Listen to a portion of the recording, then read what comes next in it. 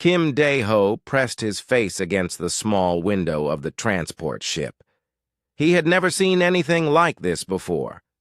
The research station looked like a giant metal flower floating in space, its arms stretched out in all directions, each one bigger than the tallest building on Earth.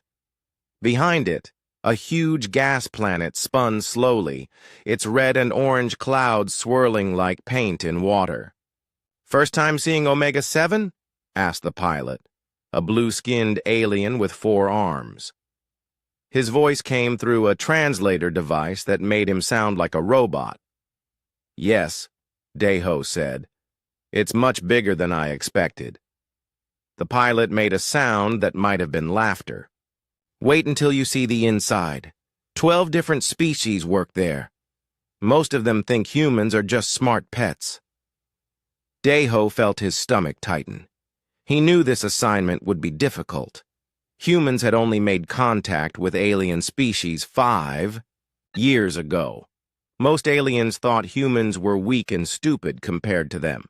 This research exchange was supposed to change that, but Dae-ho wasn't sure it would work. The docking process took 30 minutes.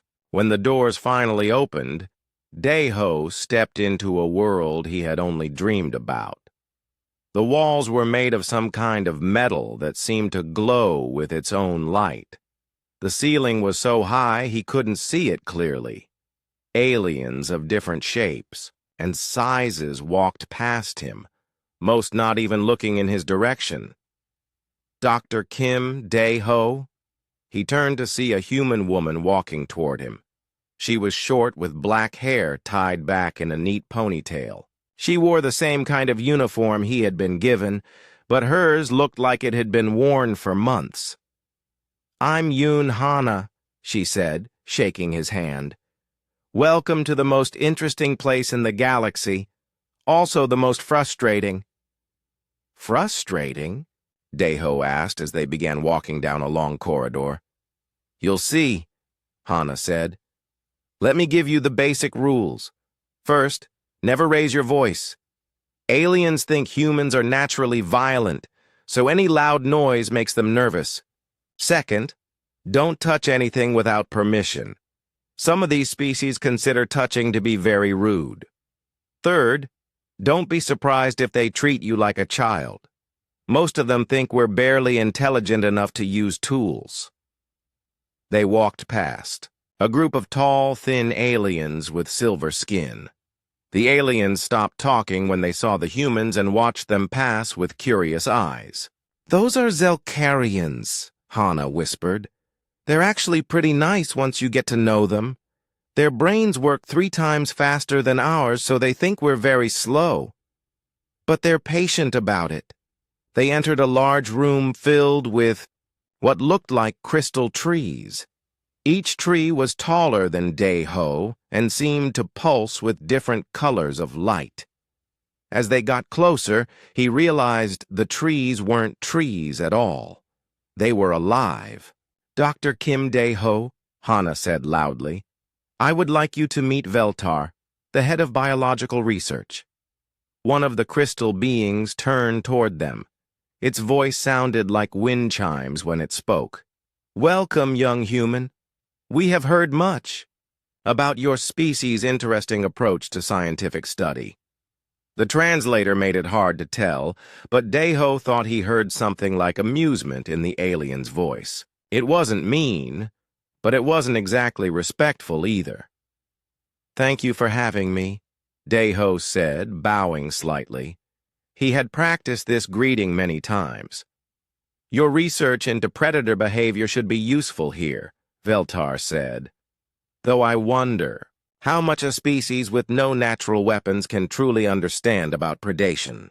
Hana touched Dae-ho's arm gently, warning him not to react. This was exactly the kind of comment she had prepared him for. "I look forward to learning from everyone here," Dae-ho said calmly. They moved on to meet other researchers. There was Mordun, who looked like a giant octopus, but could solve mathematical problems that would take human computers hours to complete.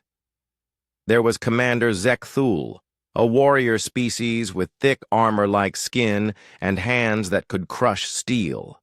Each alien was polite but clearly thought humans were interesting pets rather than equals. Finally, they met Crix, a bird-like alien with bright blue feathers and large golden eyes. Crix was supposed to be Dayho's research partner. "So you are, the human who studies hunters," Crix said. His translator gave him a high, musical voice. "I have read your papers on Earth predators. Very creative thinking, though perhaps not scientifically rigorous." "What do you mean?" Dayho asked. "You write about predators as if they think and plan like intelligent beings," Crix explained. "But true predators act on instinct alone. They are living weapons, nothing more." Dayho wanted to argue, but Hana's warning look stopped him. "Instead," he said, "I'd like to learn about the predators you study here." Crix's feathers ruffled with what might have been excitement. "Oh, we have the finest collection in the galaxy, apex predators from 17 different worlds, each one perfect at killing. The crown jewel is our Nethys Ripper from Cathara Prime. No species has ever successfully kept one alive in captivity for more than a few months." "Why not?" Dayho asked. "Because they are perfect killers," Crix said proudly. 12 feet tall, claws that can cut through battle armor, and intelligence that rivals most sentient species. They learn from every encounter. They adapt. They never give up until their prey is dead." "That sounds dangerous to keep on a research station," Dayho said. Several nearby aliens made sounds that the translator interpreted as laughter. "The containment systems are perfect," said a reptilian alien Dayho hadn't met yet. "Force fields powered by the station's main reactor. Even a Ripper cannot break through them." That evening, Hana showed Dayho to his quarters. The room was small but comfortable, with a window looking out at the gas planet. "How was your first day?" she asked. "Educational," Dayho said. "They really don't think much of humans, do they?" "No," Hana admitted. "But that might work in our favor someday. When people think you're weak, they don't see you as a threat. They don't prepare for what you might be capable of." "What do you mean?" Hana looked out the window for a moment. "These aliens are all very smart, very advanced, but they've never had to fight for survival the way humans did. They don't understand that sometimes intelligence isn't about being the smartest in the room. Sometimes it's about staying alive when everything else wants to kill you," Dayho thought about that as he prepared for bed. Tomorrow he would begin studying the galaxy's most dangerous predators. He wondered what these aliens would think if they knew that humans had once hunted creatures 10 times their size with nothing but sharp sticks and teamwork. Outside his window, the gas planet continued its slow rotation, and somewhere in the station's lower levels, something with 12-foot claws and perfect killing instincts waited in its cage. 3 weeks had passed since Dayho arrived at the research station. The work was fascinating, even if his alien colleagues still treated him like a clever child. Every morning he would meet Crix in the laboratory to study data from the Predator. Containment facility. The bird-like alien had warmed up to him, though he still made comments about human limitations. "Your species has such strange ideas about predators," Crix said, looking at Dayho's latest report. "You keep writing about pack hunting and strategy. Predators don't think, they simply kill." Dayho looked up from his computer. "On Earth, wolves hunt in coordinated packs. They plan attacks. They use tactics. Intelligence and predation aren't separate things." "Perhaps for weak predators," Crix replied, his feathers rustling. But true apex predators need no such tricks. Before Daeho could respond, Park Jin-woo walked into the laboratory. The human security consultant looked worried. Jin-woo was a quiet man who had served in Earth's military before joining the space program. The aliens barely acknowledged his existence, thinking humans were too weak to provide meaningful security. "Daeho, I need to talk to you," Jin-woo said in Korean. The aliens couldn't understand, and their translators weren't programmed for human languages other than English. "What's wrong?" Daeho replied in the same language. "Something's not right with the containment systems. I've been monitoring the power readings, and there are fluctuations that don't match the normal patterns." Crix looked up from his work. "Is there a problem, humans?" "Jin-woo has some concerns about the containment facility," Daeho said in English. "Impossible," Crix said immediately. "The systems are perfect. They were designed by the Corvani military engineers, the finest in the galaxy."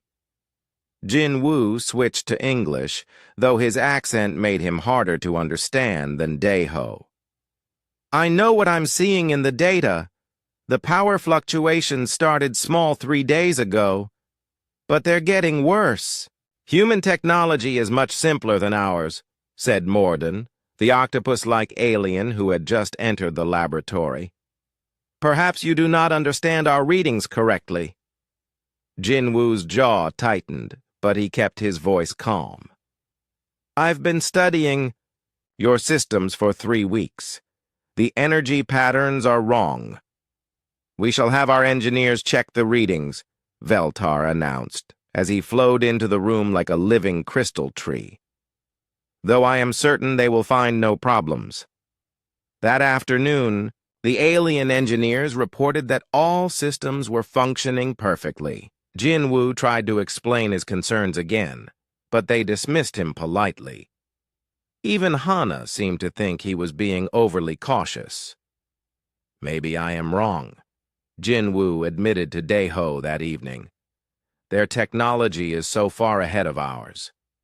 "Trust your instincts," Daeho said.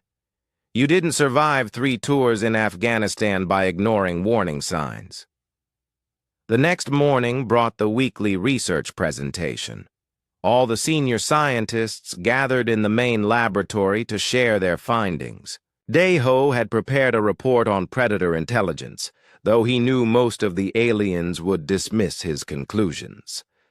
Veltar was in the middle of discussing crystalline growth patterns when the first alarm sounded. It was a soft, musical tone that most of the aliens seemed to recognize. They looked around with mild concern. "Minor technical issue," announced the station's computer in its pleasant artificial voice. "Maintenance crews are responding." But Jin-woo was already moving toward the nearest control panel. His face went pale as he read the display. "That's not a minor issue," he said loudly. "The containment field in Section 7 is destabilizing.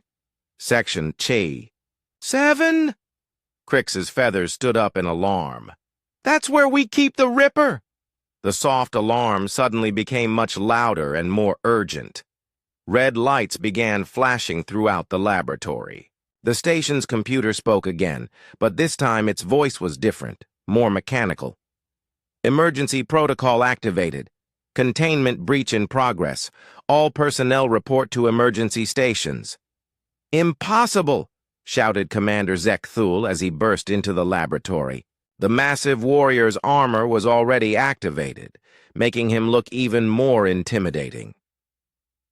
"The containment systems cannot fail." But even as he spoke, they could hear something else. A sound that came through the metal walls and made every alien in the room freeze in terror. It was a roar, but not like any earthly animal. It was deeper, more intelligent, and filled with rage that had been building for weeks in captivity. "The Ripper is free," whispered one of the reptilian researchers. Panic erupted in the laboratory. The crystalline beings began to flash with different colors, their equivalent of screaming. The bird-like aliens huddled together, their feathers pressed flat against their bodies. Even Commander Zekthul, for all his armor and weapons, looked genuinely afraid.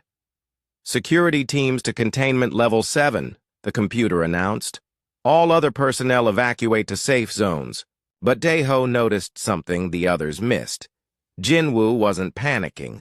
The human security consultant was calmly studying the displays, his military training taking over. "The creature is moving toward the main habitat ring," Jinwoo reported. "It's following the air circulation patterns." "How can you tell?" asked Veltar, his crystal structure flickering rapidly. "Because that's what I would do," Jinwoo said simply. "Follow the airflow to find the largest concentration of prey." The aliens stared at him in shock. The idea that a human might understand predator behavior better than they did was clearly disturbing to them. Another roar echoed through the station, closer this time. Through the laboratory's reinforced windows, they could see alien security teams running through the corridors outside. Their advanced energy weapons looked impressive, but their faces showed fear. "Where are the other humans?" Daeho asked Hana. "Lee Minho is in engineering trying to restore the containment field," she replied. "Choi Soo-jin was giving psychological evaluations in the medical wing." "We need to get them," Daeho said. "No," Commander Zekthul interrupted. "You will stay here where it is safe. My warriors will handle this situation." But even as he spoke, they could hear weapons fire echoing through the station's corridors. Energy blasts, explosions, and then screams. Alien screams. "Your warriors don't seem to be handling it very well," Jinwoo observed quietly. Commander Zekthul's communication device crackled to life. The voice that came through was panicked, barely coherent. "Commander, Squad 7 is down. The creature, it learned our attack patterns. It's using the maintenance tunnels to get behind us. More weapons fire, then silence. Squad 12, report." Zekthul barked into his communicator. "It's too fast," came the reply. "Our weapons can't track it. It's like it knows exactly where we're going to be." The laboratory's lights flickered as something heavy moved through the walls around them. The Ripper was getting closer, and it was hunting systematically, just like Daeho had predicted a predator might do. "We need to barricade ourselves in," Veltar said, his crystalline form now a deep, fearful purple. "The laboratory has the strongest security doors on the station," Crix added hopefully, but Jinwoo was shaking his head. "Those doors won't hold it for long, not if it's as smart as you say it is." Another roar, much closer now, then the sound of metal being torn apart. "It's in the main corridor," Hana whispered. They could hear it now, moving through the station like a nightmare made real. Heavy footsteps, the screech of claws against metal, and occasionally the sound of something being destroyed with casual, terrifying ease. The aliens huddled together in the center of the laboratory while the humans instinctively spread out, each one positioning themselves near different exits and potential weapons. It was a small difference, but Daeho noticed it. When faced with a predator, humans didn't cluster together like prey animals. They thought like hunters, even when they were the ones being hunted. Outside in the corridor, the emergency lighting cast everything in a hellish red glow, and somewhere in that red darkness, something that had killed its way across an entire research station was getting closer. The sound of tearing metal got louder. Through the laboratory's thick windows, they could see sparks flying in the corridor as something with incredible strength ripped through the station's walls like paper. The emergency lights cast shifting, shadows that made everything look like a nightmare. "It's learning the station layout," Jinwoo said quietly, watching the security displays. His military experience was showing now. While the aliens panicked, he studied the creature's movements, like a tactical problem. "What do you mean, learning?" asked Commander Zekthul. Even through his armor, his voice shook slightly. "Look at the pattern." Jinwoo pointed to the display showing the creature's path through the station. First, it went straight through the corridors, following the most direct routes. Now it's using maintenance shafts, air vents, and service tunnels. It's adapting its hunting strategy. Veltar's crystalline body flickered with nervous energy. "But it's just an animal. Animals cannot learn that quickly." "On Earth, some animals learn very quickly," Daeho said, "especially when they're hunting." Another crash echoed through the station, followed by screams that cut off abruptly. The security display showed that Squad 15 had just gone silent. That made 12 teams that had tried to stop the creature. None had succeeded. "Where is Lee Minho?" Hana asked, checking her communication device. A crackling voice came through the speakers. "I'm in Engineering Section 4, Minho's voice said. "I've managed to seal off several corridors, but this thing keeps finding new routes. It's like it can smell us through the walls." "Can you restore the containment field?" Commander Zekthul asked. "Not from here. The primary generators were damaged when it broke free. I'd need to get to the main power core, but that means crossing 3 sections where the creature has been hunting." "Don't try it," Jinwoo said firmly. "Stay where you are and keep sealing corridors. Make it work harder to reach us." Through the laboratory's communication system, they could hear Choi Soo-jin's voice from the medical wing. "I have 16 injured aliens here," she reported calmly. "Some of them are in shock. They keep saying the creature is impossible, that it shouldn't be able to hunt like this." "What do they mean?" Daeho asked. "They expected it to charge around randomly, killing everything it saw," Soo-jin explained. "Instead, it's being selective. It's targeting security teams first, then communication centers.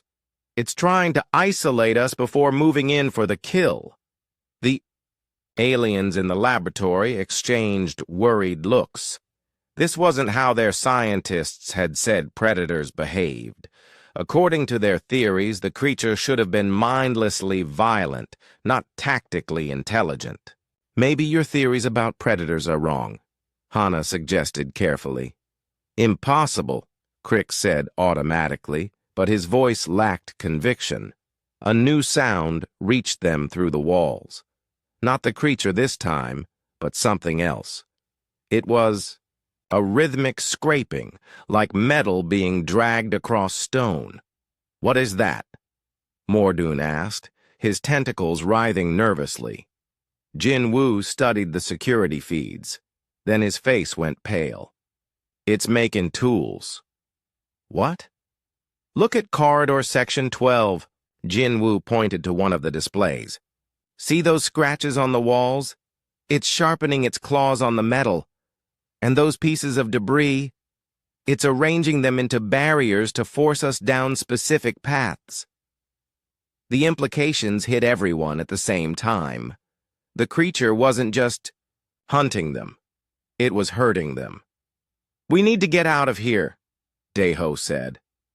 "Where can we go?" Veltar asked desperately. "It has taken control of most of the station." "The shuttle bay," Commander Zekthul suggested. "My ship has military-grade shields." "Too far." Jinwoo shook his head. "We'd have to cross 6 sections to reach it. This thing would pick us off one by one." As if summoned by their conversation, a new sound echoed through the station. It was different from the roars they had heard before. This one was lower, more controlled, almost like the creature was communicating. "Did it just—" Crick started to ask. "It's calling to us," Daeho said quietly. "Letting us know it knows exactly where we are." The laboratory's main door suddenly shuddered. Something had struck it from the other side, but not with full force. It was testing the door's strength. "It's here," whispered one of the reptilian researchers. The door shuddered again, harder this time. The metal began to bend inward. Whatever was on the other side possessed incredible strength, but it wasn't just throwing itself against the barrier. It was systematically finding the weak points. "The door won't hold," Jin Woo said, moving away from the entrance. "Maybe 10 minutes, probably less." "Our weapons," Commander Zek Thul raised his energy rifle. "We make our stand here." "Your weapons didn't work for the security teams," Daeho pointed out. "Why would they work for us?" "Because we're not panicked soldiers running through corridors," the commander replied. "We can set up a proper defensive position." "You really think you can kill that thing with energy blasts?" Hana asked. "What else can we do?" Veltar's crystal. Form was now flashing rapidly between different colors. "We cannot reason with it. We cannot outrun it. We must try to destroy it." The door shuddered a third time, and this time they heard something new.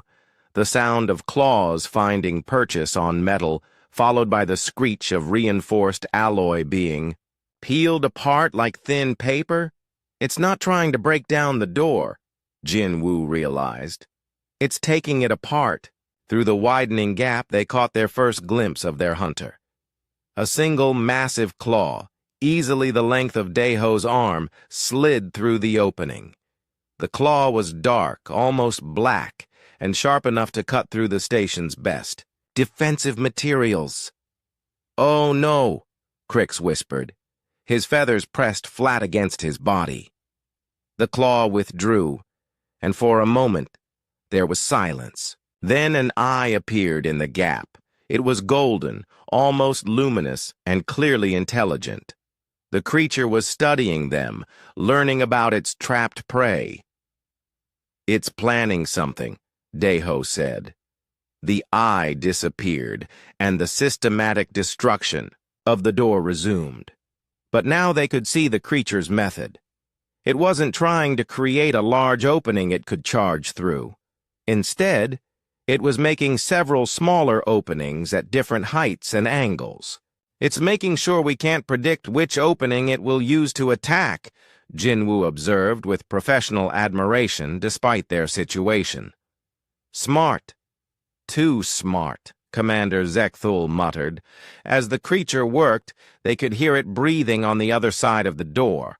The sound was deep and controlled, like a marathon runner pacing himself for a long race. There was no rush, no desperation. The creature knew it had all the time in the world. "When it comes through," Zekthul said, raising his weapon, "concentrate. All fire on its head and chest. Those should be the most vulnerable areas." "Should be," Hana repeated quietly. The aliens arranged themselves in a defensive formation, their various weapons pointed at the disintegrating door. The humans spread out differently, each one moving to a position that would give them multiple escape routes if the defense failed. "Why aren't you joining our formation?" Veltar asked. "Because when the defense fails," Jinwoo said bluntly, "we'll need to be able to move quickly." "You think we'll fail?" Commander Zekthul sounded offended. "I think that creature has been studying us for weeks," Daeho said. "It knows how we think, how we move, how we fight. We know almost nothing about it, except that it's killed every alien who tried to stop it." The door finally gave way with a grinding crash of metal. But the bent creature didn't immediately charge through. Instead, they heard it moving around the opening, circling like a predator that wanted to study its prey's final defensive position. "Come on," Commander Zekthul muttered, his weapon trained on the largest opening. But the creature was in no hurry. It had learned patience, and patience was a hunter's greatest weapon. Somewhere in the darkness beyond the ruined door, 12 feet of perfect killing machine was preparing for what it knew would be its final hunt of the day. The silence stretched for nearly 5 minutes. The aliens kept their weapons trained on the destroyed door, but their arms were beginning to shake from the strain. The creature was playing a psychological game, letting fear do half its work. "Where is it?" Crix whispered, his golden eyes darting between the different openings. "Waiting," Jinwoo said quietly. "Making us nervous, making us tired." Suddenly, without warning, the Nethys Ripper flowed through the largest opening like liquid death. It was bigger than Daeho had imagined from the descriptions. 12 feet tall, covered in dark scales that seemed to absorb light, with claws that gleamed like polished metal. But what struck him most was how it moved. This wasn't a mindless beast. This was a thinking predator. The aliens opened fire immediately. Energy blasts lit up the laboratory, turning the air electric blue. The creature twisted and dodged with impossible speed, most of the shots missing entirely. The few that connected seemed to have no effect at all. Commander Zekthul's military training showed as he tracked the creature's movements, leading his shots. One blast caught the Ripper in the shoulder, burning through its scales. It roared in pain and anger, then focused its attention on the commander. "It's targeting the biggest threat first," Jinwoo observed, even as he pulled Hana behind an overturned table. The creature charged at Commander Zekthul with frightening speed. The warrior's armor was the best the galaxy could produce, but the Ripper's claws went through it like it was made of paper. Zekthul screamed as the creature lifted him off the ground, its claws buried in his chest. But the commander wasn't finished. With his last breath, he triggered a grenade on his belt. The explosion threw the creature backward and filled the air with smoke and debris. "Did that kill it?" Veltar asked hopefully. The smoke cleared to reveal the Ripper shaking its head. Clearly hurt, but very much alive. Dark blood dripped from several wounds, but it was already moving again, circling the remaining survivors like a shark.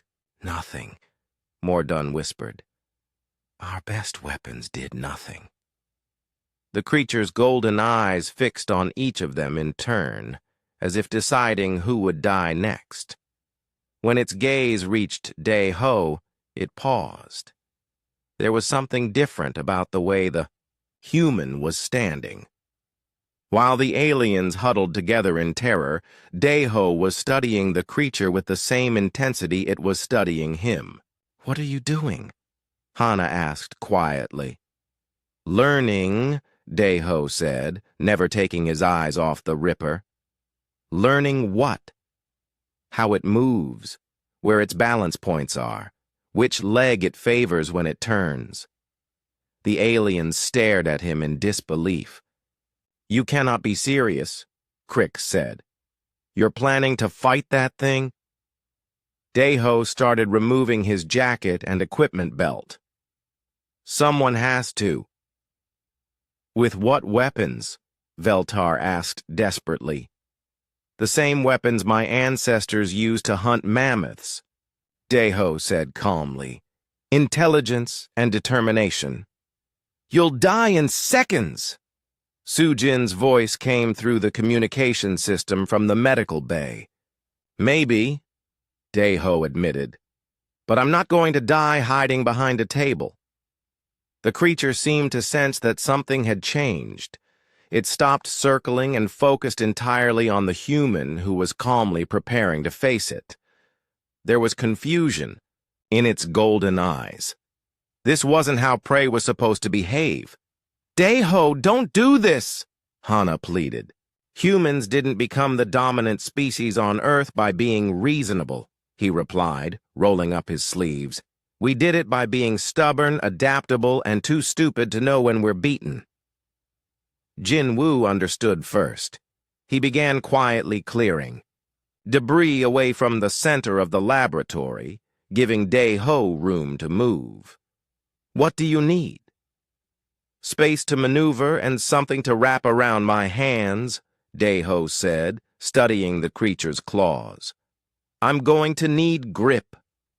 Minho's voice crackled over the communication system.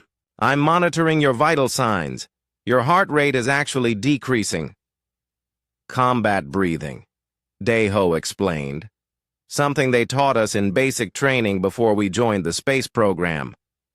The aliens couldn't believe what they were witnessing. A human, barely 6 feet tall and possessing no natural weapons, was preparing to fight a creature that had killed the galaxy's finest warriors. This is madness, Veltar said.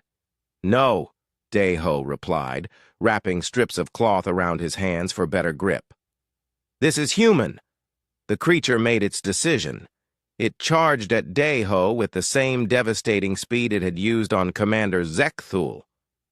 Its claws swept down in a killing arc that should have ended the fight before it began. But Deho wasn't there anymore. He had stepped aside at the last possible second, just far enough to avoid the claws but close enough to grab the creature's arm. Using its own momentum against it, he twisted and threw the Ripper across the laboratory. The creature hit the far wall with a crash that shook the entire room. It got up immediately, but for the first time since breaking free, it looked genuinely surprised. How did you do that? Crix asked in amazement. Judo, Deho said simply. The creature is strong and fast, but it's also heavy. Heavy things are easier to throw if you know how. The Ripper studied him with new interest. This prey was different. It required a different approach. The second attack came from the side, the creature trying to use its claws like spears. Deho ducked under the first strike and stepped inside the creature's reach, too close for it to use its claws effectively. His fist struck the Ripper's throat with surgical precision. The creature gagged and stepped backward, giving Deho room to move, but it was learning too. The third attack was more cautious, the creature using its reach advantage to keep the human at a distance. It's adapting to your fighting style, Jinwoo warned. Good, Deho said, breathing hard but still focused. So am I. The aliens watched in stunned silence as human and predator circled each other in the center of the laboratory. This wasn't the quick slaughter they had expected. This was a fight between two intelligent hunters, each trying to find the other's weakness. The creature feinted left, then struck right with lightning speed. Its claws caught Deho's shoulder, tearing through cloth and skin. Dark red blood began to flow, but instead of retreating, the human stepped forward. He's not backing down, Hana whispered. Humans don't back down, Jinwoo said with quiet pride. It's our greatest strength and our greatest weakness. The sight of blood seemed to excite the creature. It pressed its attack, confident that the wounded human would soon fall. But Deho was using his injury strategically, letting the creature think it was winning while he studied its attack patterns. When the Ripper lunged forward for what it thought would be the killing blow, Deho was ready. He caught both of the creature's arms and used its forward momentum to drive it backward, into one of the laboratory's support pillars. The impact stunned the creature long enough for Deho to get behind it. His arms wrapped around its throat, and for the first time since the fight began, the Nethys Ripper looked genuinely afraid. Impossible, Veltar breathed. But the fight was far from over. The creature still had its legs, and it used them to slam Deho against the wall, again and again, trying to crush the human who had dared to challenge it. He can't hold on much longer, Sujin said over the communicator. But Deho wasn't just holding on. He was adjusting his grip, finding the exact pressure points that would cut off blood flow to the creature's brain. It was a technique that worked on Earth predators, and anatomy was anatomy, no matter what planet you came from. The Ripper's struggles became more desperate. more frantic. It could feel itself weakening as the human's grip tightened like a slowly closing vice. For the first time in its life, the perfect predator was truly afraid, and in that fear, it finally understood what it was facing. Not prey, but another predator. One that hunted not with claws or fangs, but with intelligence, determination, and an absolute refusal to give up. The struggle continued for what felt like hours, but was probably only minutes. The Nethys Ripper slammed Day-Ho against the wall repeatedly, its powerful legs driving backward in a desperate attempt to crush the human who refused to let go. Each impact sent waves of pain through Day-Ho's body, but his grip on the creature's throat never loosened. "His ribs are broken." Sujin's voice came through the communicator, monitoring his vital signs from the medical bay. "Maybe his left arm, too." But Day-Ho couldn't feel the pain anymore. Something primitive had taken over, something that went back to humanity's earliest days when survival meant being more stubborn than the things that wanted to kill you. His ancestors had brought down creatures 10 times their size with nothing but determination and teamwork. Today, determination would have to be enough. The creature's movements were becoming more frantic, less coordinated. Its perfect killing. Instincts were failing as oxygen stopped reaching its brain. The golden eyes that had shown such intelligence were beginning to dim. "It's working," Jinwoo breathed. "He's actually doing it." The Ripper made one final desperate attempt to free itself.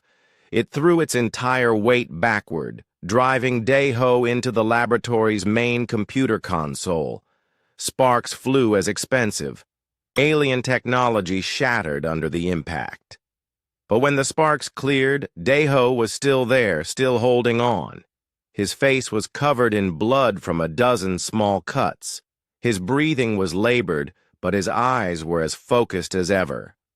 The creature's legs began to shake.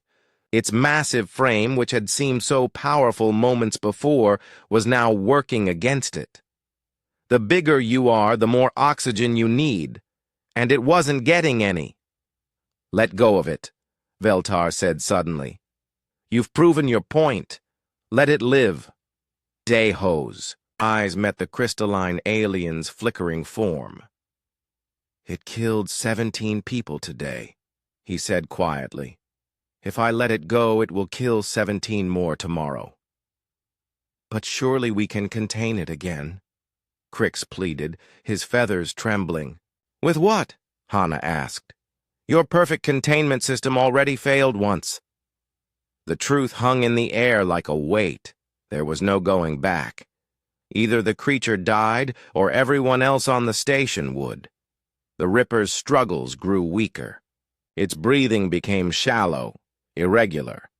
The perfect predator that had terrorized an entire space station was finally meeting something more determined than itself.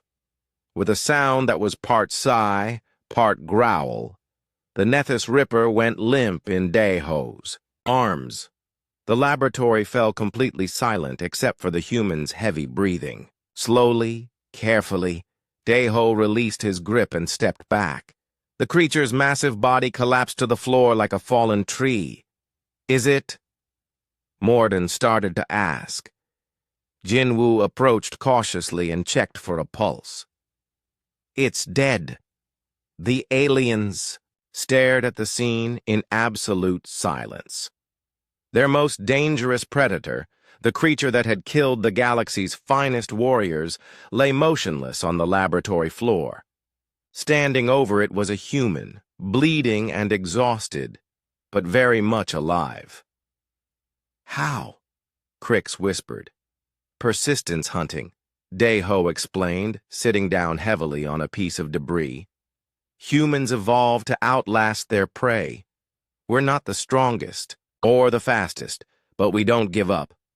Commander Zekthul's backup forces finally arrived, armed and ready for battle. They stopped at the laboratory entrance, staring in disbelief at what they found. Their greatest warrior lay dead in his shattered armor, while a human sat calmly beside the corpse of the creature that had killed him. "The station is secure," one of the soldiers reported into his communicator. "The creature is dead, killed by a human." Over the next few hours, as rescue teams arrived and medical personnel tended to the wounded, word of what had happened spread throughout the station. The aliens who had witnessed the fight could barely explain it to their colleagues.